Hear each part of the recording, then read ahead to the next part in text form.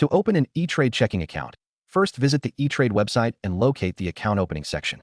You should see a button that says Open an Account or Get Started. Click on that to begin the process. If you already have an Etrade account for trading, you can log in using your existing credentials. Once you are in the account application, you will be required to provide personal information. This includes your name, address, date of birth, and social security number. Ensure that you enter your details accurately to avoid any delays. You may also need to provide employment information and financial details, such as your income and net worth. Next, you will choose the type of checking account you want to open. Etrade typically offers options such as individual accounts and joint accounts. After selecting the appropriate option, review the account features and benefits to ensure it meets your banking needs. Finally, once you have completed the application form, you will review all the information for accuracy. If everything looks good, submit your application.